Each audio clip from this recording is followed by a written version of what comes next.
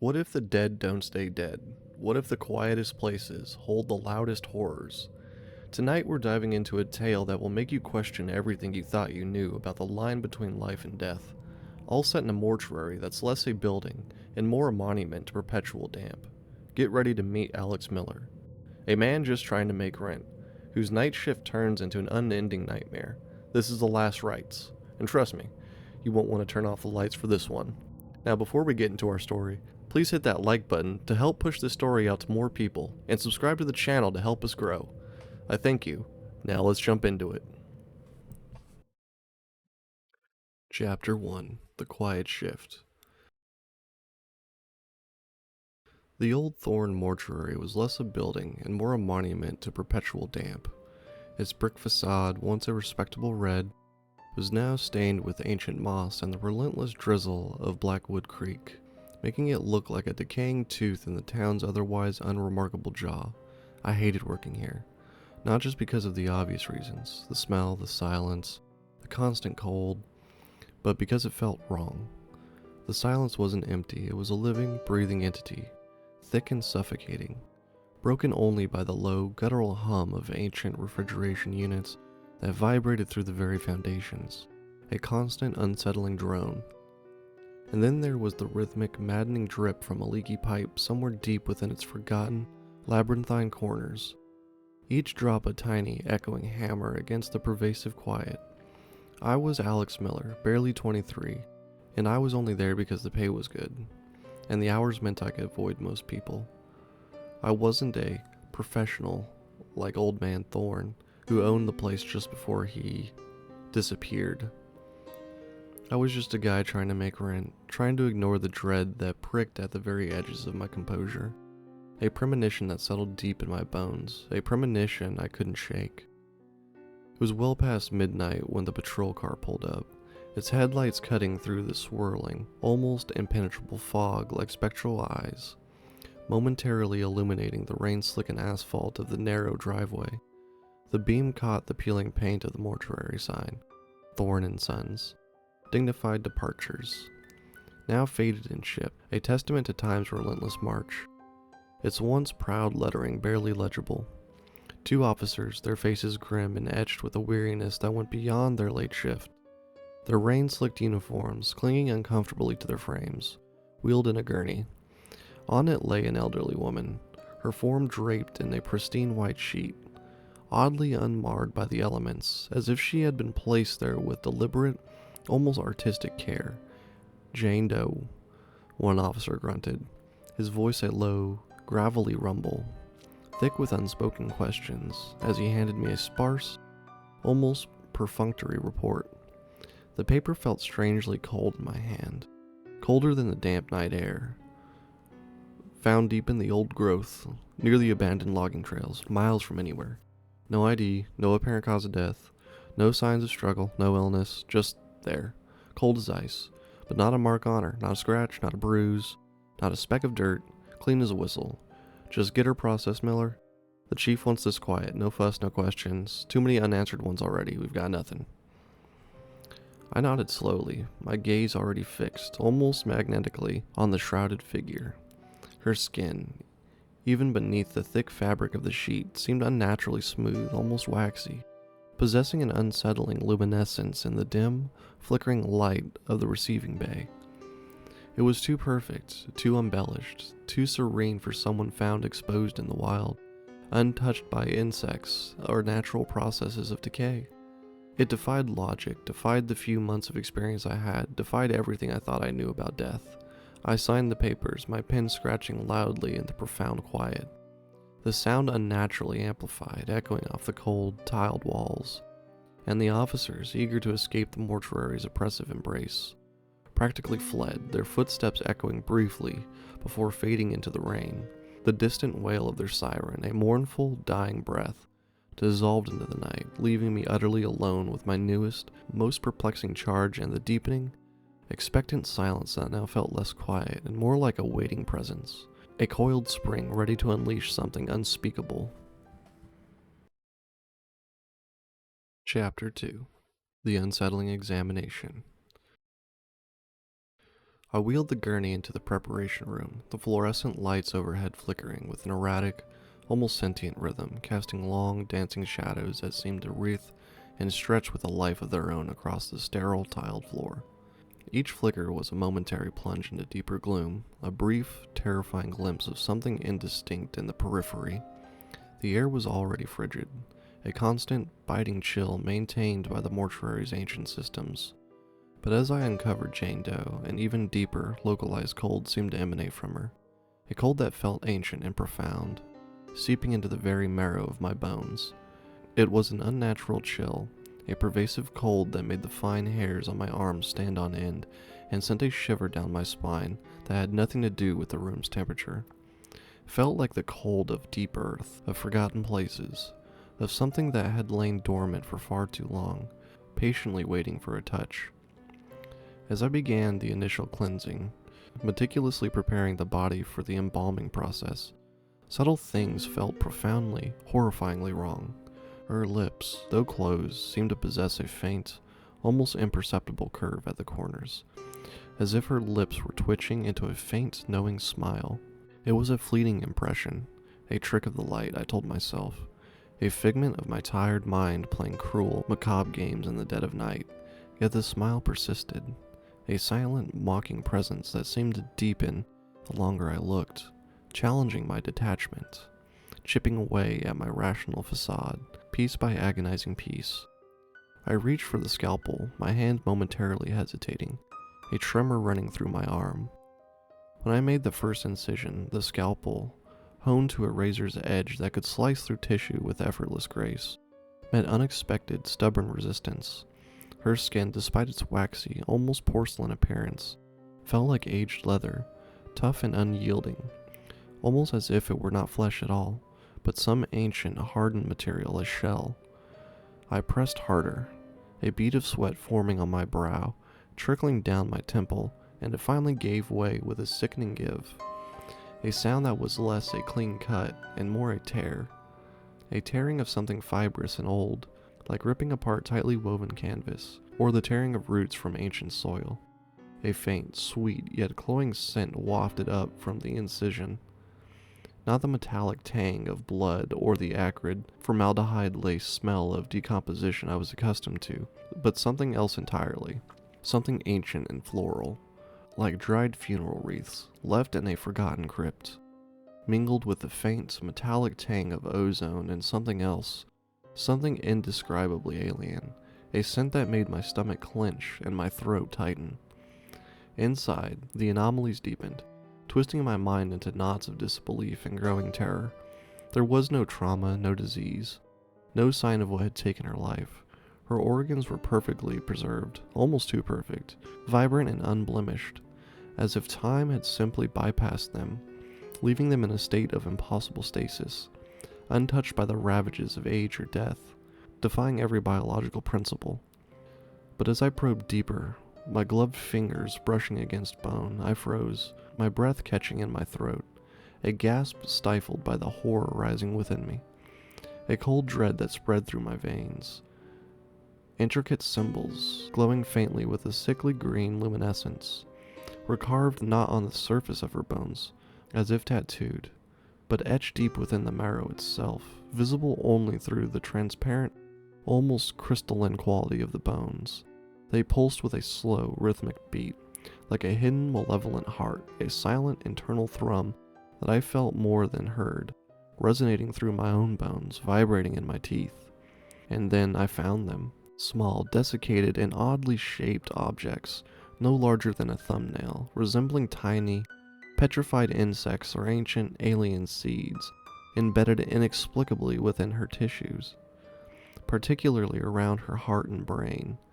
They too pulsed faintly, mirroring the rhythm of the symbols, emanating a faint, almost inaudible hum that seemed to resonate directly in my skull, a high-pitched whine that only I could perceive, a sound that threatened to drive me mad.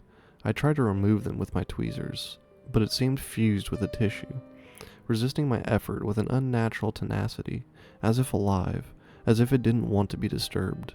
The mortuary's old pipes began to creak loudly, a symphony of groans and whispers that echoed through the empty halls, even though no one else was there in the building.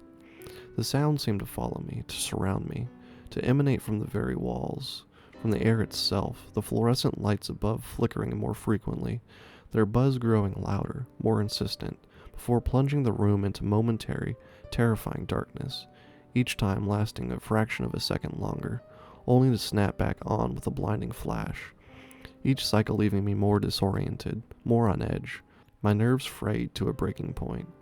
I heard faint whispers, just at the edge of hearing, seeming to come from the body itself, or from the shadows that danced in the corners of my vision. They sounded like ancient incantations, a language I couldn't comprehend, but instinctively recoiled from, a language that felt older than humanity itself, a language of pure malice, a guttural chant that promised unspeakable horrors. An intense, localized cold spot, sharp and biting, settled on my neck as if something unseen was breathing directly on me. Its icy breath a silent promise of dread, a chilling caress that made my skin crawl. I began to doubt my sanity, my carefully constructed world of logic and reason crumbling around me like dry clay. I gripped the cold steel of my instruments, the familiar weight of a desperate, futile attempt to ground myself in reality, to prove I wasn't losing my mind. Fatigue, I reasoned, the late hour, the eerie atmosphere of the mortuary. They were playing cruel tricks on my mind, twisting my perceptions, making me see and hear things that weren't there. I tried to rationalize it all away, to force my brain to accept the inexplicable as mere illusion, a figment of an overtired imagination, but the images persisted. Fleeting glimpses of shadowy figures in my peripheral vision, ancient rituals playing out in my mind's eye with disturbing clarity, and always, the woman's eyes, closed but somehow staring directly at me, a silent knowing gaze that pierced my composure, stripping away my defenses, leaving me exposed. I found myself compulsively drawn back to the body, unable to leave it, despite the growing dread that gnawed at my professionalism, a morbid fascination that bordered on obsession, a terrifying pull I couldn't resist, as if an invisible tether now bound me to the slab. I was trapped, not by chains, but by an unseen, insidious force that had taken root in my mind, slowly consuming me.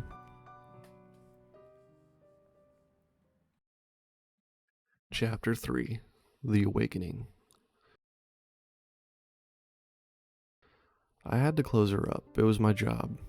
The thought echoed hollowly in my mind, a desperate mantra against the rising tide of panic, a fragile shield against the encroaching madness.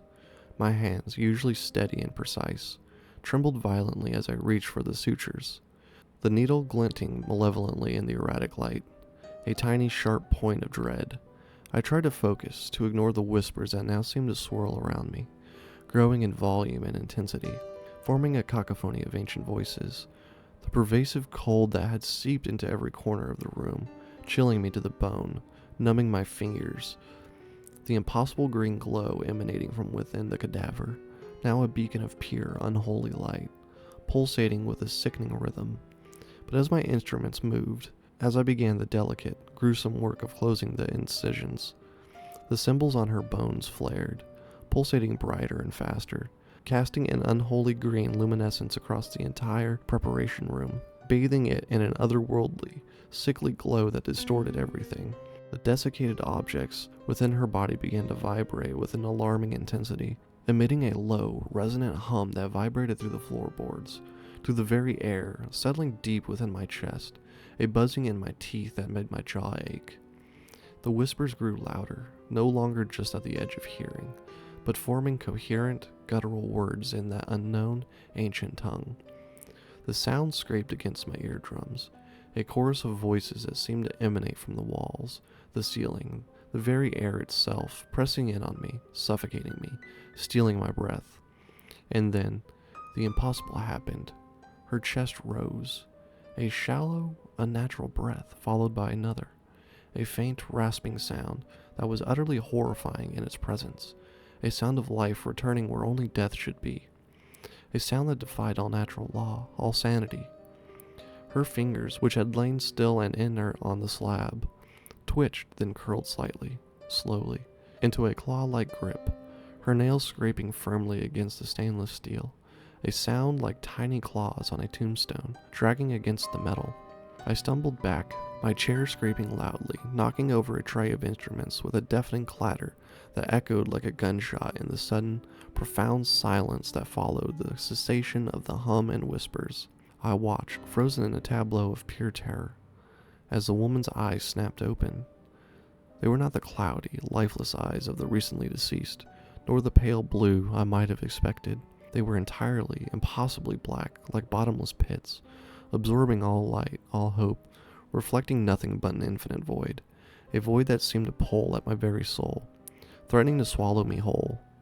Slowly, agonizingly, she began to sit upright on the slab. Her movements were jerky, unnatural, accompanied by the sickening crack and pop of bones realigning, a symphony of breaking and reforming that made my stomach churn and bile rise in my throat. Her head tilted, her neck elongated, as if she were a puppet being pulled by unseen malevolent strings, her joints protesting with each movement, a grotesque parody of life. The room temperature plummeted further, the air growing heavy, thick, suffocating, as if all oxygen had been sucked out, replaced by a dense, chilling presence that pressed down on me, making it impossible to breathe. Shadows in the corner of the room stretched, lengthened, and coalesced into indistinct, menacing shapes that seemed to wreath with malevolent intent, pressing in on me, becoming more defined, more hungry, their forms vaguely humanoid, yet utterly alien, their eyes, if they had them, fixed on me. Then she spoke. Her voice was not one, but a chorus of whispers, ancient and sibilant, echoing from every corner of the room, from the very air around me, from within my own mind, 1,000 voices speaking as one, each one a needle in my brain, a shard of ice in my heart. "I am not Jane Doe," the whispers hissed, 1,000 voices speaking as one, each one a needle in my brain, a shard of ice in my heart. "I am the vessel. The rest was desecrated. You have awakened me." Her words were not just sounds, they were concepts, images of ancient rites and forgotten pacts, of dark pacts in shadowed groves beneath a blood moon, flooding my mind with disturbing clarity, visions of sacrifice and unspeakable power, of endless torment. She was not found in the woods, she was planted there, a seed of malevolence, a dormant horror waiting for the right conditions, waiting for the touch of human hands, waiting for someone like me, someone meticulous enough to delve deep enough to find what lay beneath the surface, to break the seal of her slumber and unleash her upon the world, a world ripe for her harvest. Chapter 4. The Unending Shift. Terror, cold and absolute, seized me, rooting me to the spot for a horrifying moment. My muscles locked in a rictus of fear, my mind screaming for me to move, to run, to do anything but stand there.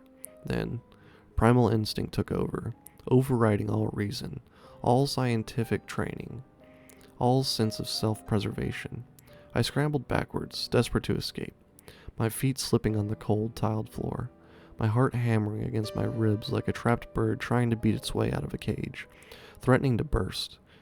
The entity, still bound to the contorted, reanimated form of the old woman, slid off the slab with a wet, sickening thud.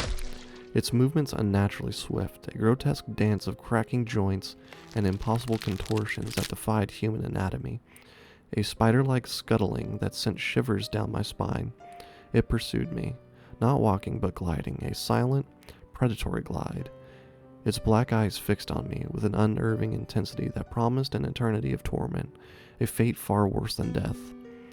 The mortuary itself seemed to become an extension of the entity's will, a living, breathing trap, its very architecture twisting against me, doors slammed shut with thunderous force, sealing off escape routes, their heavy thuds reverberating through the building like a monstrous heartbeat, closing me in.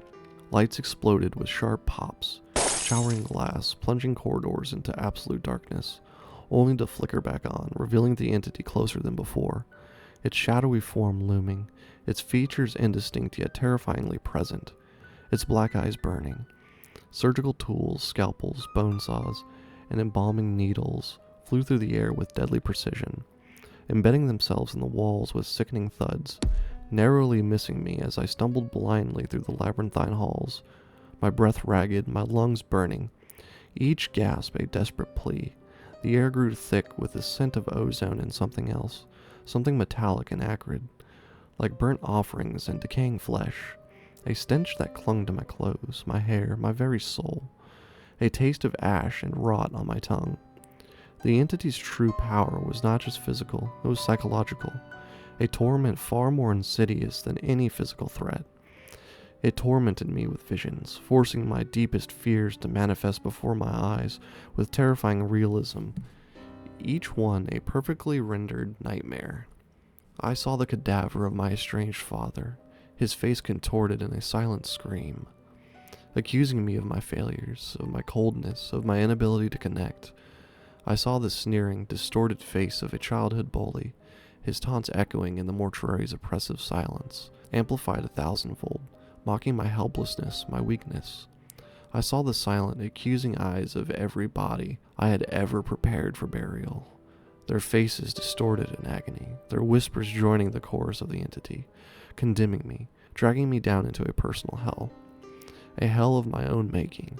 Each vision was a shard of ice in my heart, paralyzing me, stealing my breath, stealing my will, driving me deeper into the abyss of madness, a torment that tore into the very fabric of my sanity, unraveling me thread by thread.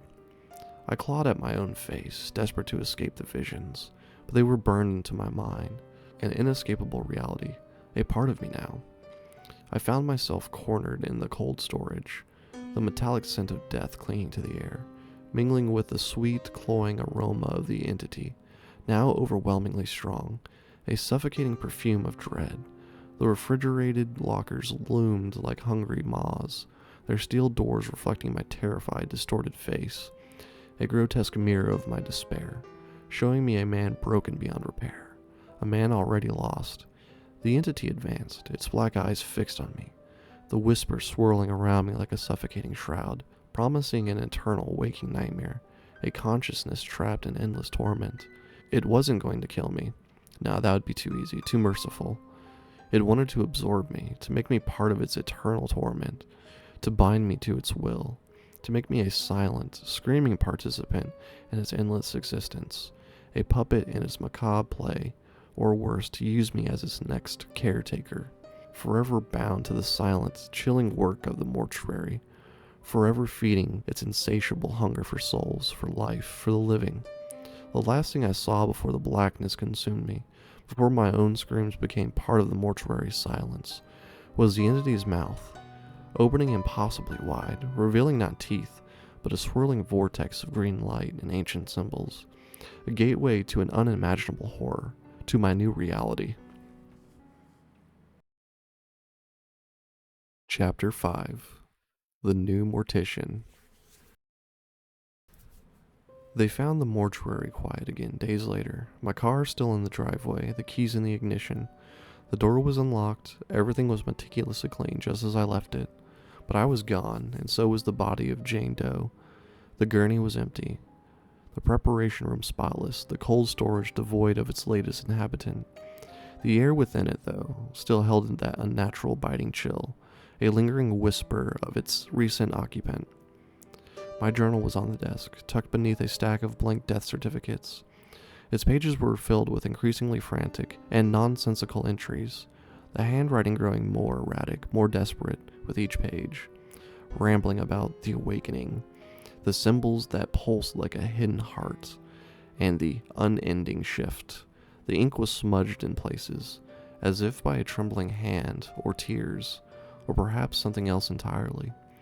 The last entry, scrawled in a hand that was barely recognizable as my own, was a single, chilling word, underlined multiple times as if to emphasize its terrifying truth, its final desperate plea. Vessel. Sometimes, late at night, if you drive past the old Thorne Mortuary, you might see a faint, sickly green glow from the cold storage. And if you listen closely, really closely, you might hear the rhythmic hum of ancient refrigeration units, the maddening drip of a leaky pipe, and just beneath it all, a faint, almost imperceptible pulse, like a hidden heart, beating in the very foundation of the building. And sometimes, if the wind is just right, you might hear whispers, ancient and sibilant, welcoming you to your unending shift. I am not gone. I am merely the new vessel. And the mortuary, eternally cold and quiet, waits. If you made it this far, I appreciate it. Please hit that like button and subscribe to the channel if you enjoyed the story. Till next time.